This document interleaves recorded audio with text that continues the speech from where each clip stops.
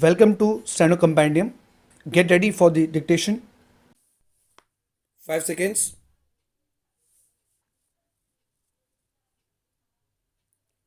By this petition under Article 227 of the Constitution of India, the petitioner has assailed the order dated 20th April 2009 passed by learned rent controller dismissing an application of the petitioner under Order 8 read with Section 151 of CPC.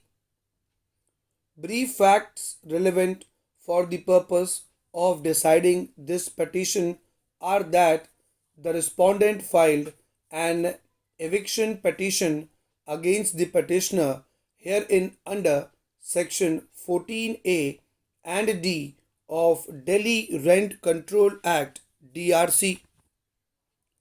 The notice of the said eviction petition was served upon respondent on 30th July 2008.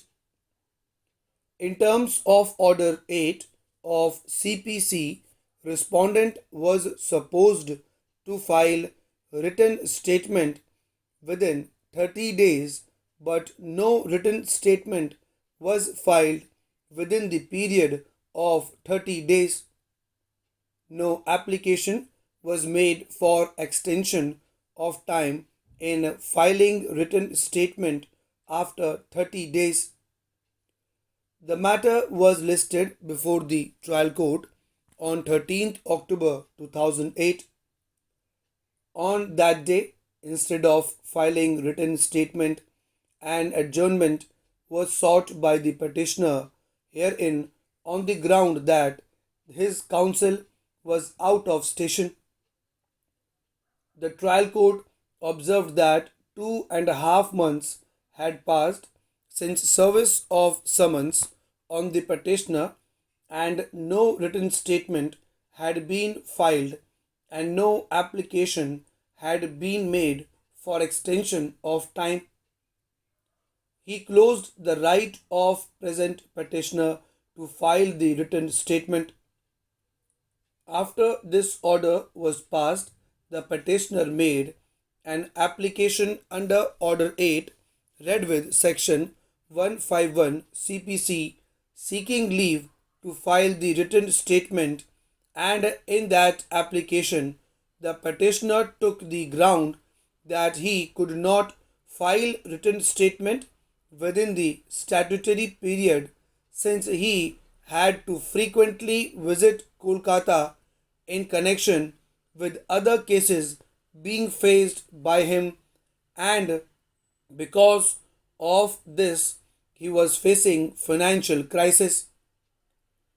The learned trial court considered the application and observed that since the trial court had already closed the right of the petitioner herein to file the written statement, the application for condoning delay, giving reasons for not filing the written statement, and seeking leave to file the written statement would not be maintainable since the court had proceeded under Order 8, Rule 10, CPC and dismissed the application.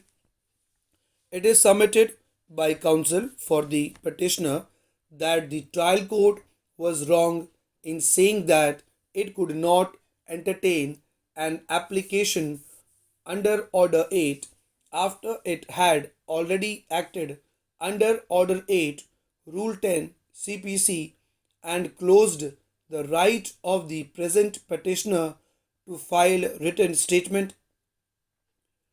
The counsel for the petitioner relied upon Arya Orphanage versus Bimla Bedi and Srimati Rani Kusum versus Srimati Kanchan Devi and others. In Arya Orphanage case, counsel for the petitioner placed reliance on paragraph 30 of the judgment.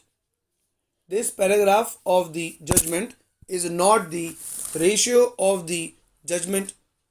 A reading of this judgment would show that this court had observed that in many cases where defendant has no substantial defense, either filing of written statement is evaded or no written statement is filed, and all kinds of applications pop up to delay the trial. The court also observed that defendant in that case had failed to show good cause for enlargement of time in filing the written statement. It does not impose an embargo on the power of the court to extend the time. Though the language of the proviso to Rule 1 CPC is couched in negative form, it does not specify any penal consequences following from the non compliance. The provision being in the domain of the procedural law, it has to be held directory and not mandatory.